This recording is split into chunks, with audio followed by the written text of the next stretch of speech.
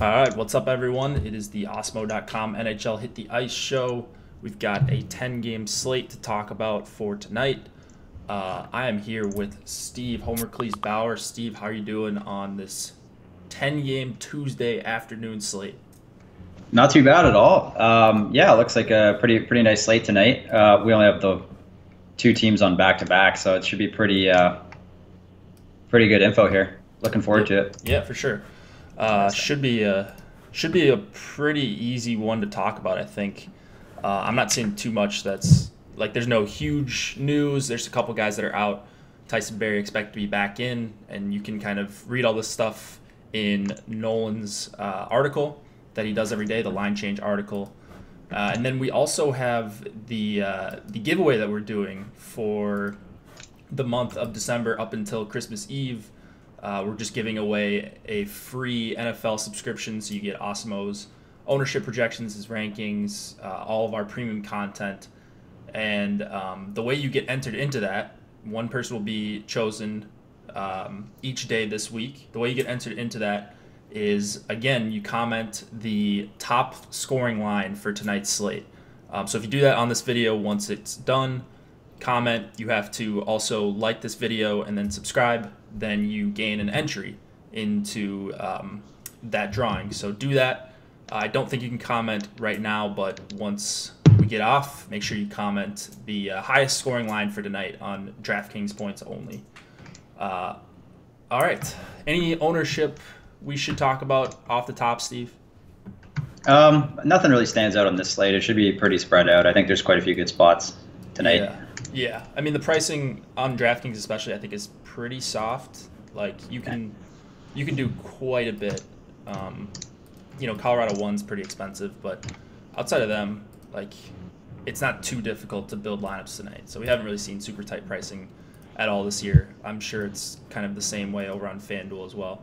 Everyone is under. I think the pricing's a little tighter on FanDuel, actually. Is it? It's usually the opposite case. Yeah, DraftKings is super soft tonight.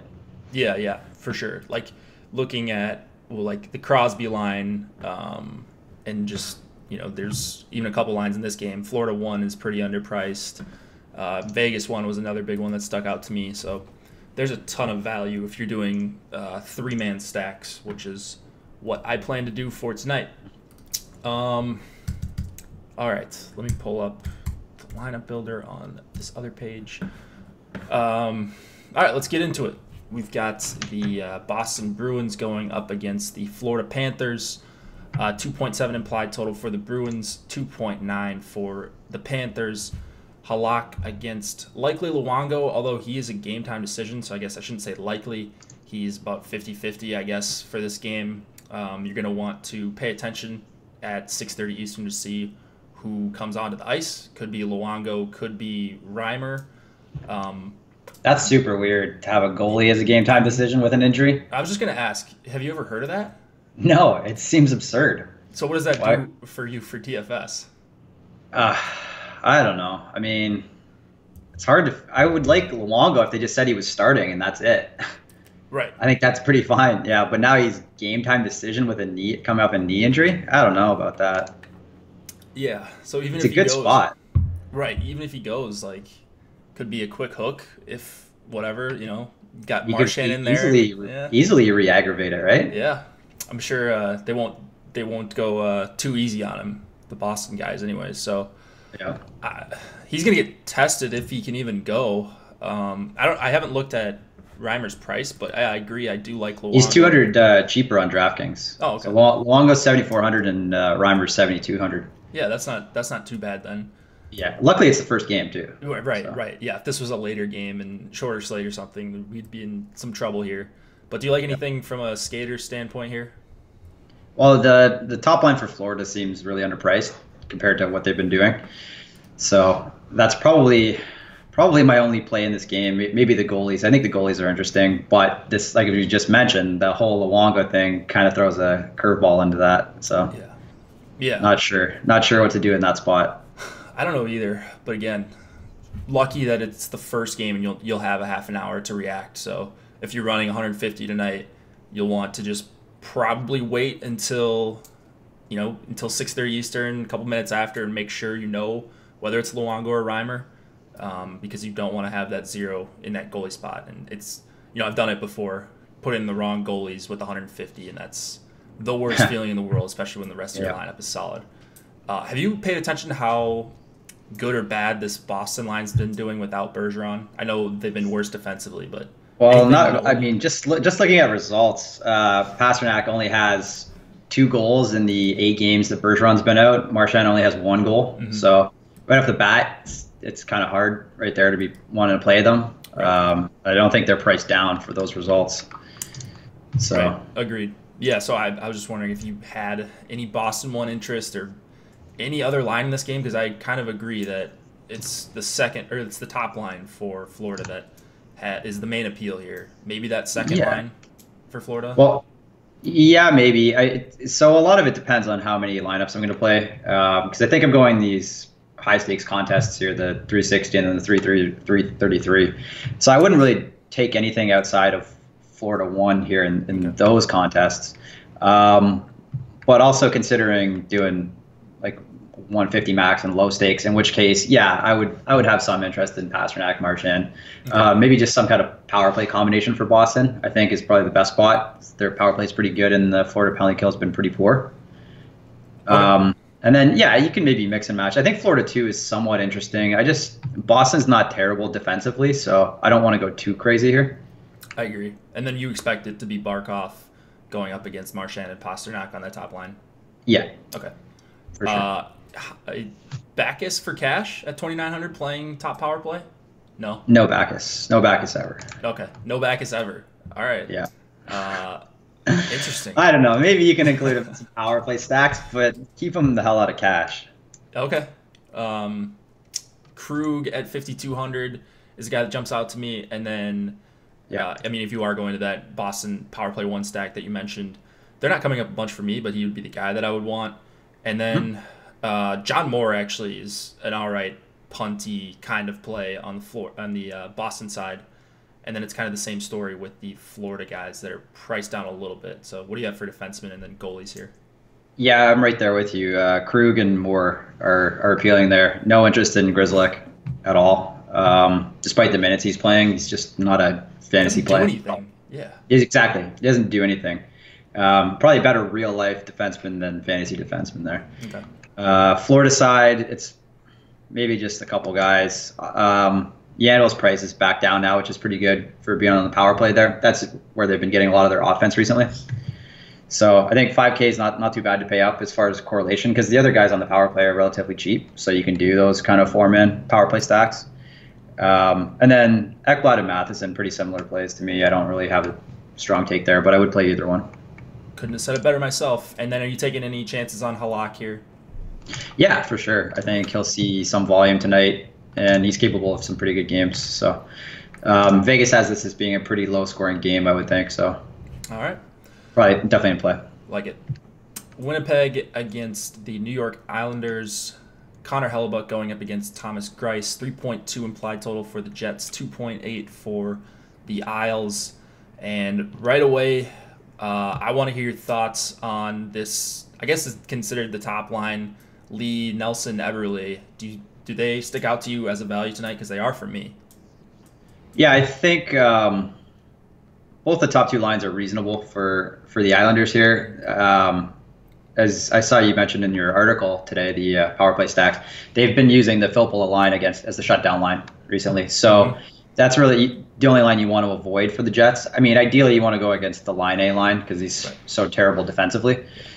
And based on the last few games of data, looking at the Islanders line matching and stuff, they are seeing, the Lee Nelson Everly line is seeing mostly the second line. They'll see kind of second and third. So I think it's a pretty good spot for them. Okay. For sure. And then any other lines that you're going to be heavy on? Winnipeg one priced up a little bit, but they've had a bunch of recent success. And then line A is still red hot. But that line as a whole is not that cheap. So what are you looking at anywhere else in this game?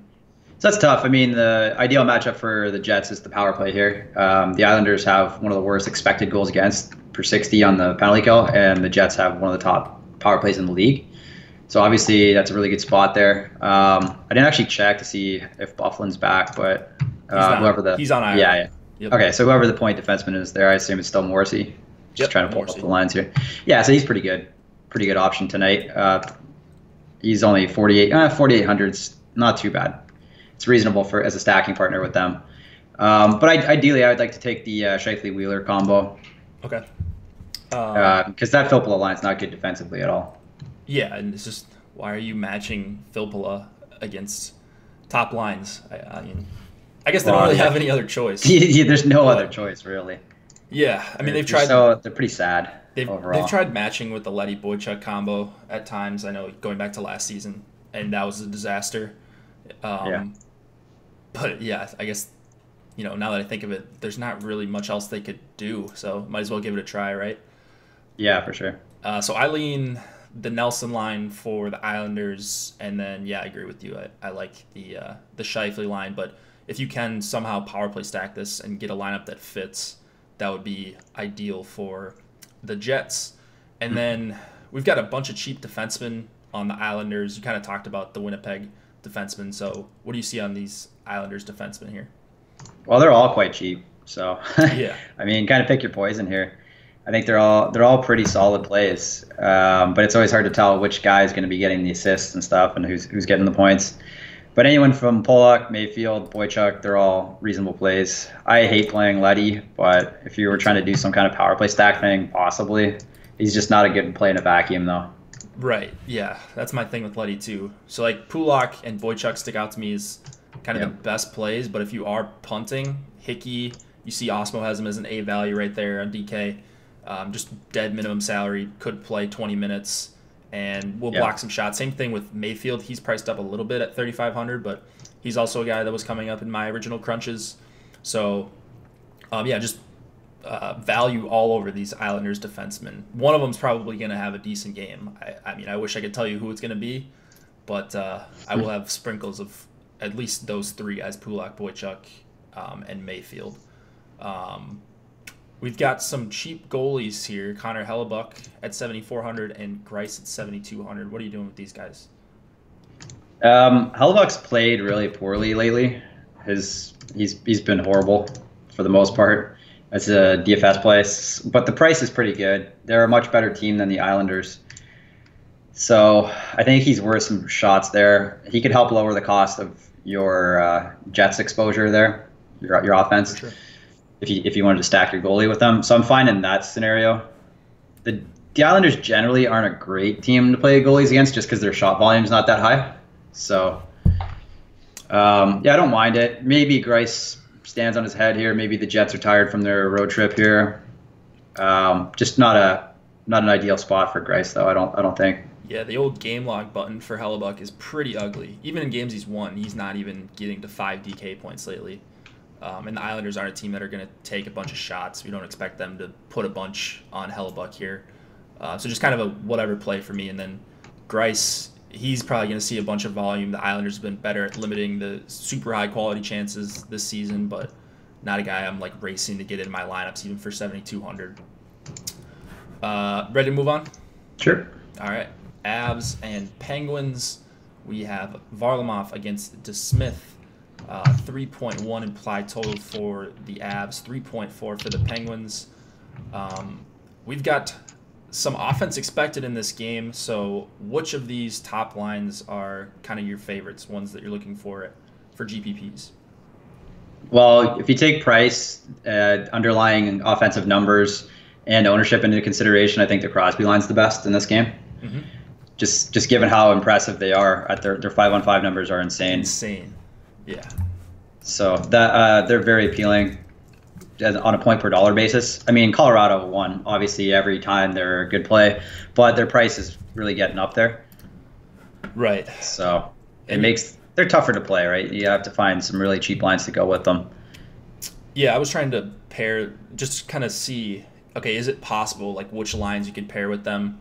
And the cheapest line that you can pair with them, you actually can go with Vegas 1 and Colorado 1 if you double punt and then get one of the 7K goalies or 6,900, 6,800, whoever the cheapest goalie is. So it is possible, actually, but you would be punting at both spots pretty heavily, both defensive spots. Yeah, and your combinations are very limited as to who you can stack, so you'll probably have a lot of duplicated lineups if you did that. Right. That's the issue. I mean, do you see them having heavy ownership here? I know it's a huge total, but them being on the road and just with so much value on the other side and in other games, you see them being heavily owned? No, just from a practical standpoint, just because it is so hard to stack them with anybody. Okay. So, and then they'll have some ownership, but it won't be crazy because of the price. Yeah, they're always like 5-6% even on these bigger slates, just because they're insane.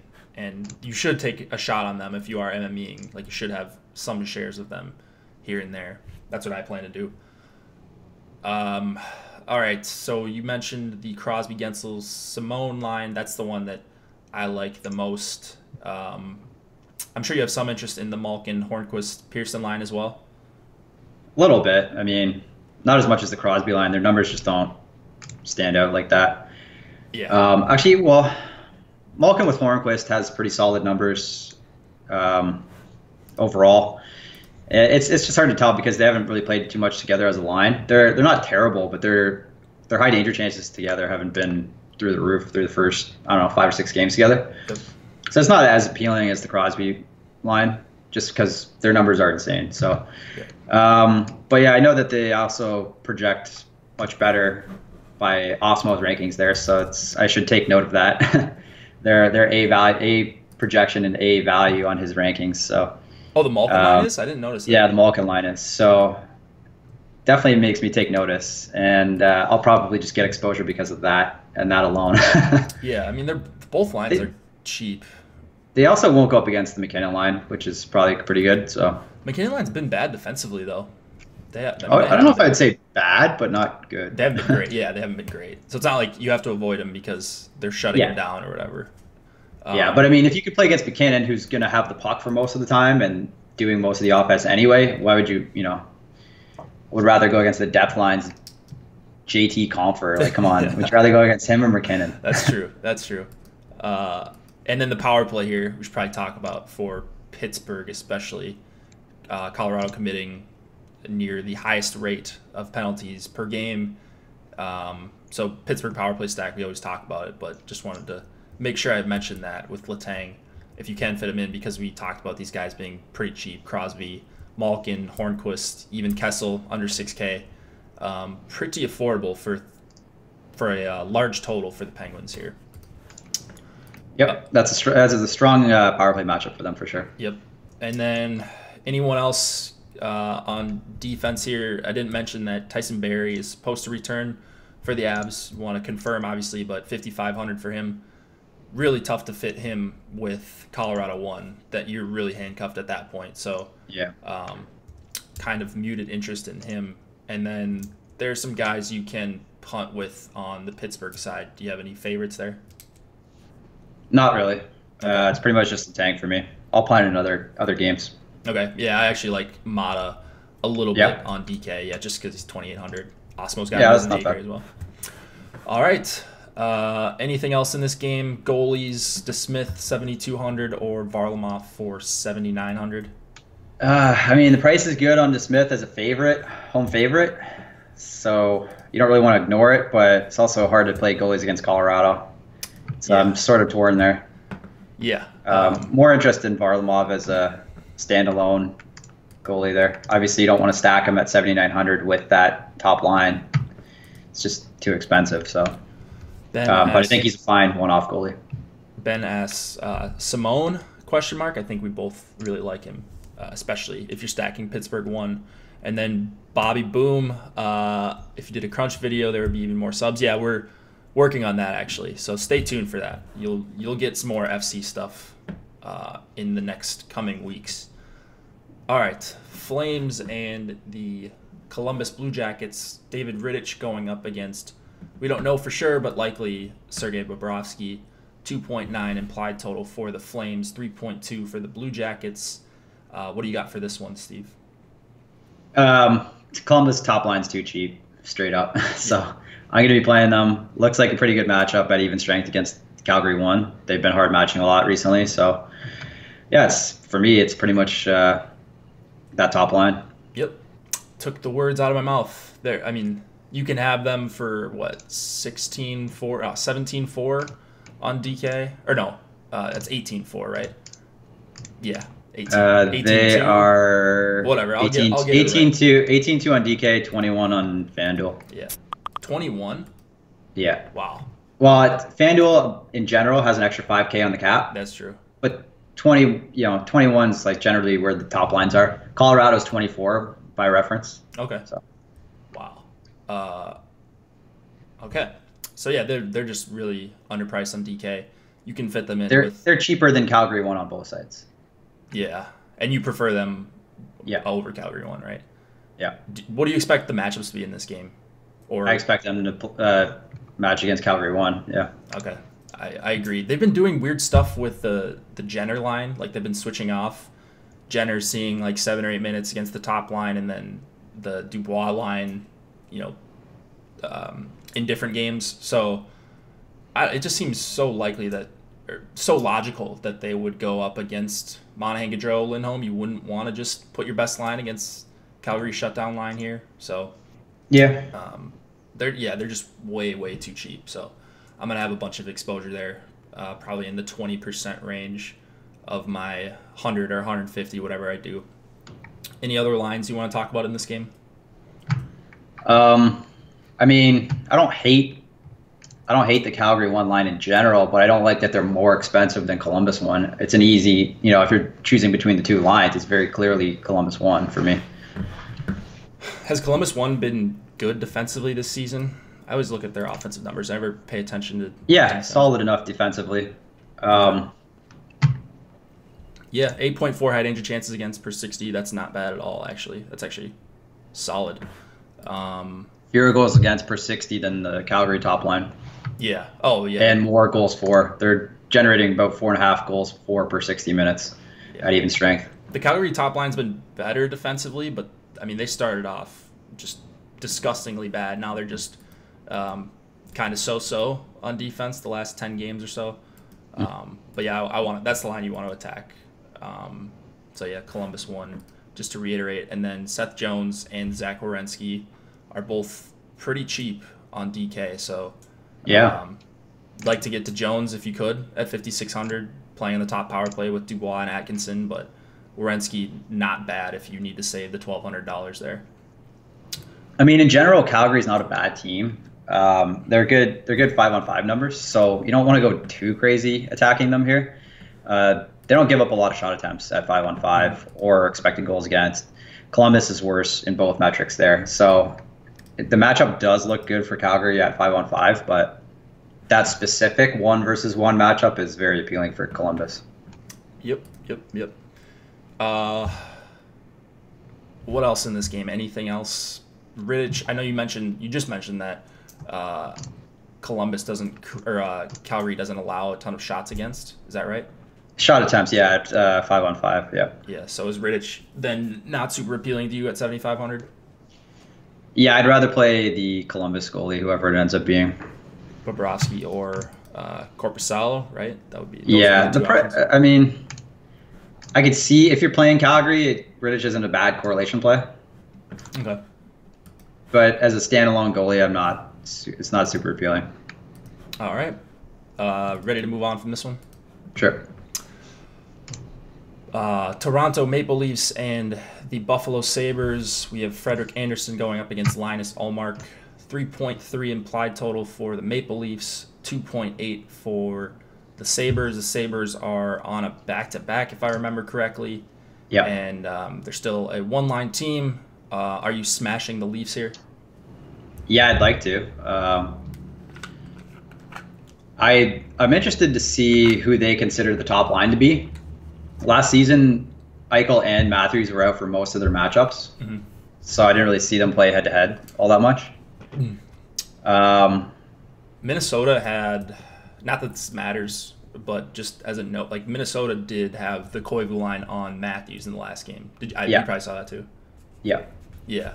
So it's just, it's open to interpretation. I don't know. I feel like they would want Eichel against Matthews. Okay. In which case, I don't know. I'm more interested in the Tavares line here. I agree. high danger chances are really solid, and I think there's a good chance they'll see a decent amount of the depth lines of Buffalo. But also, at least you have two of the guys on the power play together, so that's kind of the selling point for me. Okay, I would agree with that.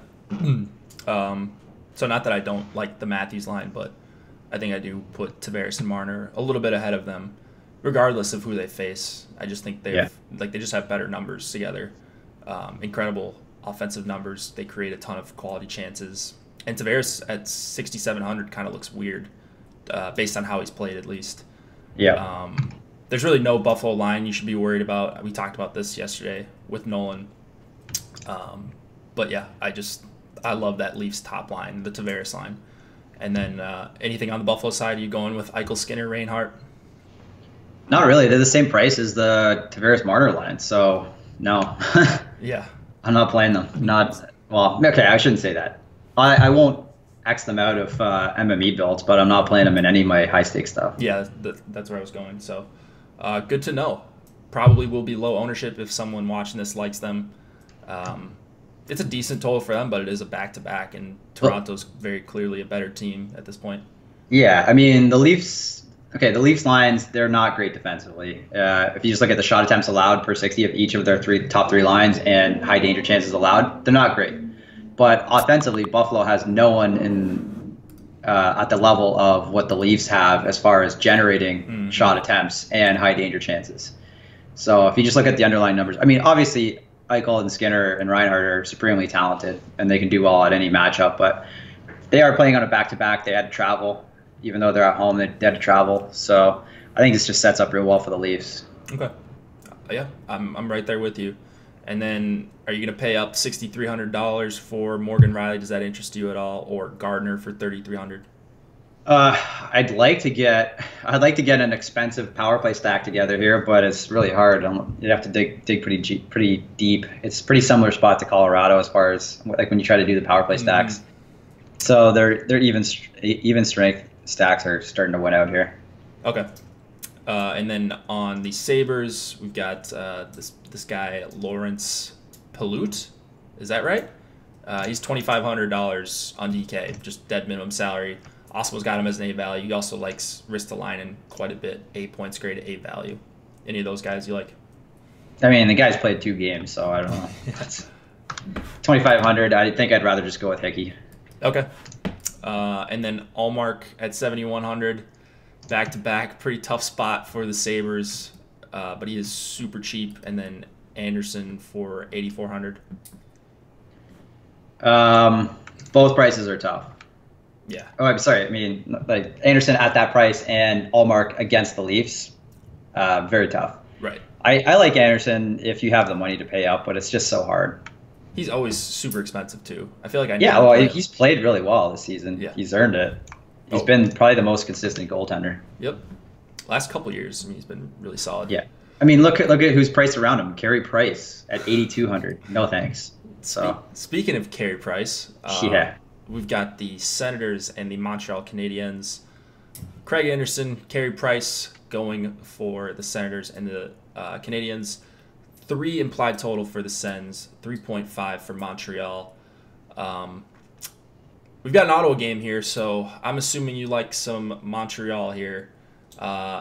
Which lines are your favorite, or are you just playing even amounts of both of them, or what are we doing here with Montreal? Well, the numbers on the top line look so strong. The Gallagher, Deneau, Tatar line, they're very, very strong, 5-on-5 numbers. And they're good, but I'm a little bit worried that they're going to play against the Whitestone Kachuk line, which is the only reasonable defensive line on Ottawa. And I'm pretty confident that the Drin, Domi, Shaw line are going to get the weaker lines at even strength. And their even strength numbers aren't bad at all either. Offensively, their defensive numbers are very poor. So I'm leaning towards that Montreal second line there, the Drouin, Domi, and Shaw line. Oh, that's so disappointing. I know you probably like the top line, right? Yeah. I was wondering if you had a read on the line matching this game, because this is another one where, like, do you consider Duchesne the top line? Do you consider White the top line with Kachuk and Stone? Like, if I was the Canadiens, I would match Deneau against Kachuk, White, Stone. Sure, yeah. But who knows? And what I they feel do. like Claude Julien has a brain, so he can probably figure that out. But Yeah. we'll see. Yeah. So it's just kind of murky here, I guess. I still will definitely have some Dano, Tatar, Gallagher in my various amounts of lineups. I think But I think they'll be the higher owned of the two. you think so? Just because of their price? Yeah. Okay. So the price is great. The numbers are great. They're generating 77 and a half. Like they've played 275 even strike minutes together. 77 and a half shot attempts for per 60, and 17 high danger chances for per 60, which are great. Yeah. The Drouin line is behind that, but they're still solid numbers themselves. They're 68 shot attempts for and 13 high danger chances for. Yeah. So those are pretty good too. And if you look at the Ottawa lines, they're very, very clear. It's the Stone line like up here, Yep. and then the rest like So way far down there. So Oh. just purely on matchup, and like I'll take a shot on that Montreal too. So Okay. I'll have both. Yeah. I will have exposure to both lines for sure. I should bump them up a little bit. They never come up for me, Domi, Drouin, Yeah. and Shaw. But you make a good point about the possible matchup, and then they do have solid offensive numbers, so it's not like they're terrible offensively, even though they are pretty bad defensively. Yeah, and as bad as the Montreal power play has been, you have Domi, Drouin together on the top power play unit against that terrible Sens penalty kill. The Sens are the worst defensive team in the league, worst penalty kill. And I'm hoping that Shea Weber returning helps the Montreal power play. So. Oh yeah, he's just shooting at a crazy rate right now. The first couple of games back, and he is 5,900 on DK. Osmo really likes him. I think both of us are probably on him. And then anyone else on the defensive side for Montreal, and then I guess we didn't really talk about Ottawa stacks either, so feel free to take it wherever you want. I think the Duchesne line is interesting just because they'll avoid that Montreal top. Well, okay, I'm not certain that they're going to avoid the Montreal top line, but if it goes as I'm thinking right here, then it's a good matchup for them as well. Okay. So I think Duchesne is in play for sure. Yeah. All right, so this one's going to be frustrating for the next couple hours for me as I try to adjust projections, but we'll see. I'm probably so these are hunches, right? Right. I don't know if they're worth adjusting projections on, but I want to have exposure to both spots there. Yeah. I want to be prepared in both scenarios. What if the Montreal top line goes against Duchesne? What if the Montreal top line goes against White? I want to be prepared for both. Yeah, that's probably the smart thing to do is have have exposure to both the top two Montreal lines, and it wasn't going to be split very evenly. But now that you say that, maybe I'll split it a little more evenly and go like 15% on Montreal 1 and 10% on Montreal 2 or something like that. Yeah, because I mean it's really hard not to like the spot. Whoever goes up against not the White line. Yeah, exactly. And then so on the other side of that. So if we think it's if we think it's Gallagher line versus Stone line, then obviously I'd like to have some exposure to Duchesne, the Duchesne line. But if we're wrong there, then it's a great spot for the Stone line. So, right. Yeah. It's tough. If you're playing limited lineups, I would say go with the first hunch that I have is that we'll see Gallagher versus Stone. Okay. I would say play that. If you're only playing limited lineups, go with that assumption. Okay. If not, if you can spare extra lineups, if you're playing multiple lineups, then have both situations covered. Yeah, I think that's I'm glad we spent a little bit more time on talking about these forwards because this is I think a really important spot with the 6.5 total. Yeah. And just a lot of value on especially the Montreal side. What about our boy Shabbat for 6,600? Any of these Ottawa defensemen? I mean, he shows up great on projections. That's 6,600 tonight. Excuse me. He's it's just hard to do it with Weber. He's a solid play. It's just hard at 6,600. I think I'd rather play Weber. Exactly. Yeah. So points grade. I think he's in the same category as Weber, but you're getting the savings with Weber compared, and with some other guys as well. So there's no Brent Burns in this slate either. Yeah. All right, goalies here. we've got Anderson. I'm assuming you're not a fan of Carey Price for 8,200. No. Zero Carey Price. Got it. But yeah, Anderson's interesting, just because the Habs have been firing so many shots on goal recently, and they, aside from the one game they went off against the Rangers, they've been having trouble scoring. So I could see this being one of those Anderson standing on his head games as well. There's for sure. There's some potential for that. Yep. So he wouldn't be a primary play for me, but like a multi-lineup GPP approach. Agreed. Play. What website do you guys use for these numbers, like 5v5 stats, shot attempts, blocks, goals against, etc.? Natural Stat Trick is a great one. It was said in chat by Nihas, and then Corsica as well. Anything else in chat? Trap is in. I think Montreal will be a huge letdown tonight. Could be. Only one team can be the Nuts, right? Yeah, that's why I think Anderson is worth the play. Mm-hmm. They could let down. Have both Montreal defensemen. That's certainly an option. Petrie and Weber, I'm assuming you're talking about, Aaron.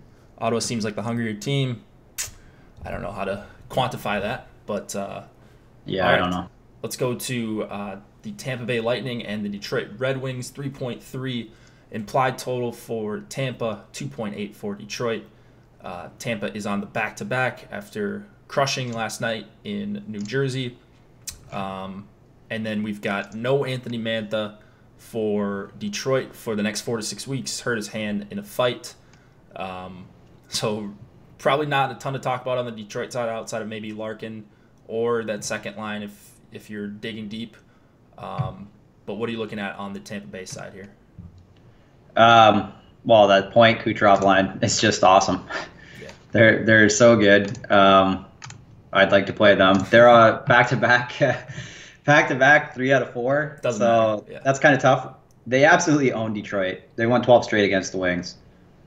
So I think that kind of balances out. They're a much better team than Detroit. It's not even close. For sure. But the tiredness and I think that could just be the only factor that keeps them from performing at their peak tonight. Point looks incredible.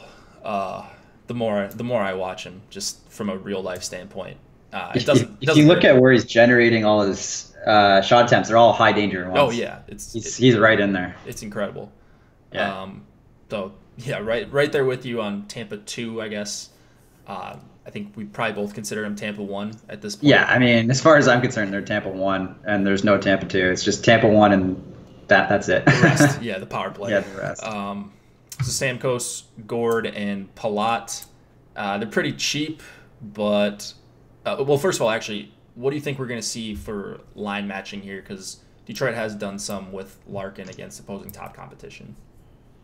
Yeah, that would be my guess, as they play against the point line there. Okay. And I was really looking forward to playing that line, but Mantha out now kind of hurts.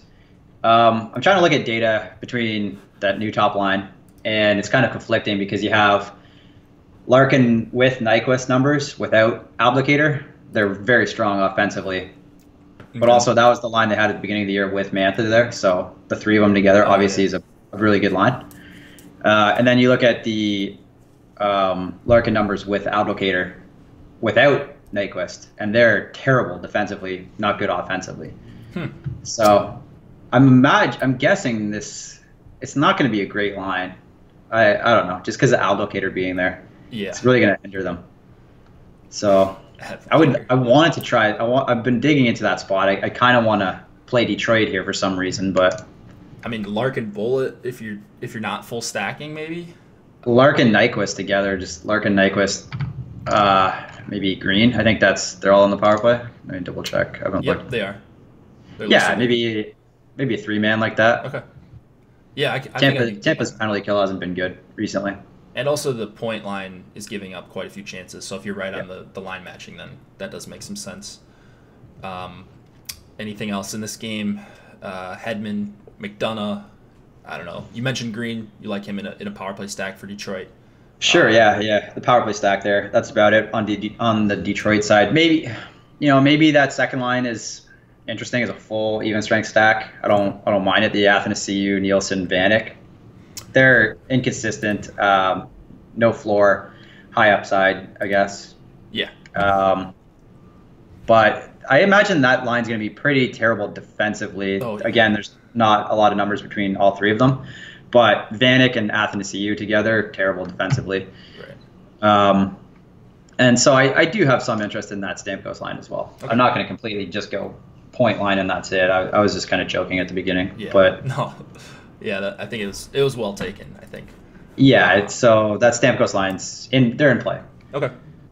Goalies, we've got actually it's probably not going to be Domingue. Do you know who's going for Tampa or who's expected to go? No clue. I don't know what the back-to-back. Pascal? Yeah, Pasquale? I don't know. Pascal. Yeah, Vasilevsky, he's not ready yet, right? No. Yeah, okay. So I don't know what we're going to see from them. I think they're probably just going to see how Domingue is responding to the back-to-back, like how he's doing after last night. That would be my guess. Probably just waiting on that. Okay. I don't know if we're going to get that info before 7 p.m. though, so I'm cool with just not playing a Tampa goalie. Right, I don't think you're missing a ton of like upside, like potential upside, not having Domingue or Pascal in there. And then I'm assuming you're off of Howard here, or lower on Howard. 7K. Yeah, I don't know what to do with Howard here. 7K is capable of some good performances. He's played somewhat well. I think he's fine. It's just tough because don't. Detroit doesn't have a great kill and Tampa has a great power play. Yeah, I think the play is purely just because Tampa's on 3 of 4 and back-to-back. Otherwise, I wouldn't touch him. Okay. I would agree. All right, let's go to the Wild and the Canucks. We have Devin Dubnyk going up against Anders Nilsson.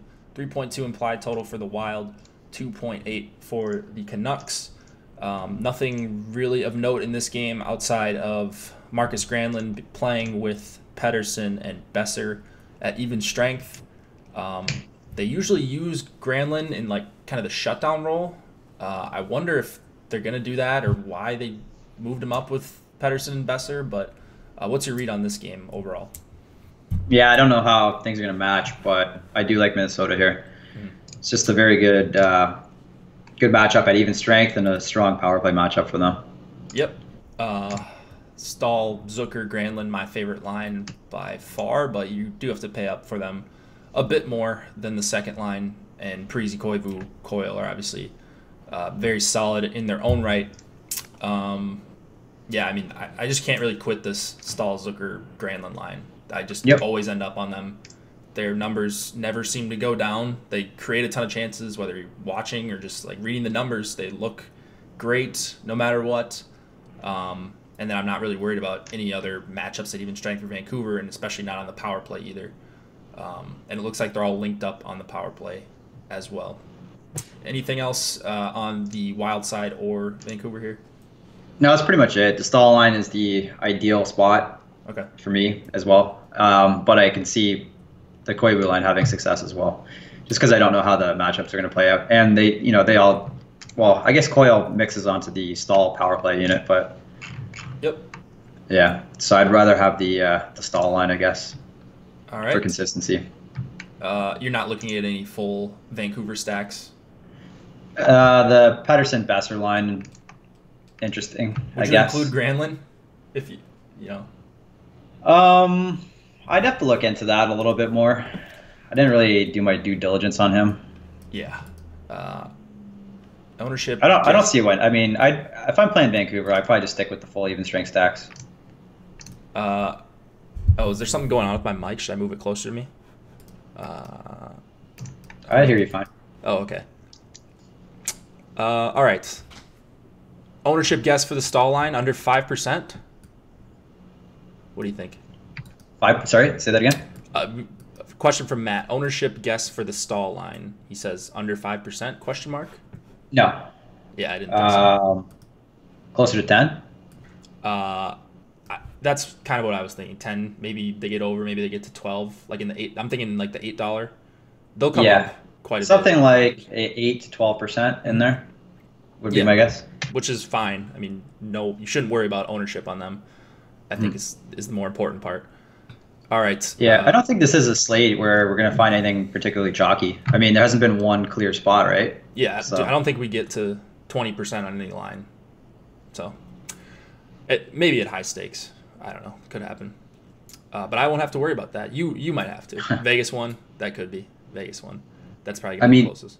looking at Vancouver here, there are a couple of cheap lines. I don't find any weaknesses on Minnesota that I want to target, but I don't know, maybe Vancouver's worth a shot if you want to find some expensive stacks to go with. Yeah, the Pettersson-Besser combo. And Yeah. you put in Granlund, like he's not great, but I actually have him projected as an okay value. So they came up for me a little bit. And how I had the read was that they were going to see a little bit more time against Stahlzucker, Granlund. I would have to assume they just wanted to play Pettersson and Besser more, and they're just trying to make that line a little better defensively. So Yeah. I guess Yeah, that could it's be kind it, of a right? guess, but Because I guess otherwise they'd been playing against third lines, right? Which is pretty good in this spot. yeah, for sure. Greenway, Eriksson Ek together are pretty bad defensively. Yeah. And then Dubnyk 8K, Nilsson 6,900. Either of these guys doing it for you? Dubnyk 8K. I don't know. There's probably better guys I like up there. Okay. But I think he's fine. All right. I like Dubnyk. He always grades out as a decent value when he's 8K or below. So I'll take some shots there, but not going crazy on either of these goalies. 2 more games left. I just want to mention the giveaway we have going on. Comment what you think is going to be the highest projected line of the night. You will, with your comment and a like on this video, you will get entered into a free contest. It's absolutely free to enter. You just need a like and a comment to get a NFL Osmo.com premium package for the rest of the season. It is completely free. You get to try it out, Osmo's projections, rankings, and he obviously crushes NFL, so you will become a better NFL DFS player. So just wanted to make sure I mentioned that, so in case we're rushing at the end. All right, Capitals and the Vegas Golden Knights. Chalk Vegas Golden Knights, maybe. We've got Braden Holtby going up against Marc-Andre Fleury, 2.8 implied total for the Caps, 3.2 for the Golden Knights. Top line, what are you doing with them? What do you think their ownership's going to be at different stakes here, Steve? I could see them being more popular the higher you go. Just they're a good value play. Washington has their defensive shortcomings. Mm-hmm. Carlson, Wild Bill, 4 goals in 4 straight games. He's finally heating up. Really? He's been Yeah. pretty quiet to me. I don't know. Maybe I missed it over the weekend. Yeah, 4 straight games with a goal. Okay. Marchessault's been really lacking on the shot department recently. Attempts-wise, too? Yeah, I believe so. Oh. I guess Smith has kind of picked up the slack when he's... Yeah, I guess this is a line that you want to stack all the way together because someone's going to pick up the slack for the other guys. But just as a cash play, Marchessault 5,500 seems really cheap. But he's just... I'm not seeing the shot volume that he's had in the past. Yeah. I'm trying to look like over the last 5 or 10 games, see what we can get as far as attempts go. Yeah, Pacioretty's been crushing too, but he's game time decision tonight, which is kind of tough. So I think that's going to push most of the ownership onto Vegas 1. Yeah, for sure. And Vegas 1 doesn't really hard match. I wouldn't expect them to here, but probably going to see quite a bit of time against Backstrom, Wilson, Ovechkin. So it's really just Vegas 1 for me here. Marchessault over his last 10 games, just 42 shot attempts at all strengths. That's not great. He should be up near where Pacioretty's at 50. All strengths, 42? Yeah. In 10 games? Yeah, that's not good. Yeah, that's not great. You want to be higher than that. If he had that many actual shots on goal, that's sure. good. But yeah, shot attempts you want to be higher than that. Yeah. I don't know. Do you like anything else besides Vegas 1 here? Are you taking some shots at this Caps top line that should be pretty low owned? I mean, Vegas is so good at home. Yeah. Defensively and everything. They just seem to play much better at home. But you're also probably going to get the Caps at low ownership, so that's appealing too. Yeah. I don't like that Wilson's up at 6,900 right now. He's scoring like every game. Yeah, also taking guys' so he's heads got off. Wow. 1, 2, 3, 4, he's scored 5, 6 straight games. Yeah. 7 goals in 6 games. Yeah, okay. I suppose he's on a heater, but Take Yeah, the guys' okay. heads with them. So that's I guess the appeal for Washington. You'll get them at low ownership. I just don't see why you'd want to pick on Vegas on the slate in Vegas when you have so many other terrible teams. Yeah, I'm right there with you. And you're not getting a discount on Washington either. Yeah, Carlson either. So it's not like you can just go Backstrom, Ovechkin, Carlson. It's super expensive. You got anything else in this game as we try to get out of here in the next couple minutes? No, Flurry? that's about it. Yeah. Maybe Holtby GPP plays. Yeah, I guess I should just mention some punt defensemen here. I like McNabb a little bit, just top pairing in dead minimum salary on DK. So if you just, like, you're in a pinch, you need $2,500 defenseman, he's a guy that I'll consider. And then Miller down on the third pairing doesn't really do much for me, especially because you're not getting full power play correlation for Vegas 1. Yeah, that's fair. Last game of the night, Coyotes and the Kings. Aiden Hill going up against likely Jonathan Quick. 2.6 implied total for the Coyotes, 2.8 for the Kings. What do you have here, Steve, if anything? Seems like a really good goaltender matchup. I don't know why they're both so cheap when they're two of the lowest scoring teams in the league. Yeah, I don't know. Quick, especially at 7,300, that's kind of a head scratcher. I mean, home favorite against the Coyotes, and you're 7,300. Yeah, I actually like the Coyotes better in this game. I think they're the better team. I mean, that's fair. I don't think Brennan Lipsick is going to make the Kings take that next step. So, not likely. Yeah, but there's a lot of value. There's a lot of value in this game, so I think you could look here if you need to get some savings in. Toffoli, Carter, Clifford continued their dominance. Not actually, but they do have pretty solid numbers at even strength. That's a line that I'll have a little bit of. Do you like anything on? What do you like on the Arizona side? Power play, I would think. Okay. Kings penalty kill's really bad, so you could do something like, well, Galchenyuk's really cheap there, but I want Keller. He's obviously the play on Arizona. Yeah. Man, that anything with Keller, any kind of correlation with Keller, will it be even strength or power play there? Yeah, that line is so cheap. Schmaltz, Galchenyuk, and Keller. And yeah, this is probably a game where I'm going to get most of the value, and that's the top one for me. Are you worried about them going up against Kopitar, Brown, IFL? Not particularly. Okay. Yeah. Yeah, empty netters equal dominance. Yeah, that was tongue in cheek. All right, we've got even a little bit of value on the defensive side here for both teams. Muslin's the guy that sticks out to me at 2,900, listed on the power play. He's the guy I'll have probably the most exposure to. What do you see here for defensemen? Nothing really stands out. Yeah. I don't know. They're just kind of like okay play. They're kind of okay plays. There's nothing I love in this game on defense here. Yeah, nothing special for me in that spot. I should mention though, I do like the Kopitar line as well. Okay. I guess Connaughton would be the other guy in this game that I'm okay with for the Coyote side. Man, I don't think, like, hand building, I don't think there's any way I would get to this game, but I'm just going to let the optimizer do the trick and hopefully include some parts of both sides, because people see 5.5 total here and probably just cross it off, I think, for the most part. Well, that's why I like the goalies, but yeah, at those prices. All right, anything else you want to say to kind of wrap it up here? Nothing really, just good luck tonight, guys. All right, good luck tonight, guys. Tune into the NBA show after this. Don't forget to comment right after this. Give us a like. Thanks for watching, and see you tomorrow.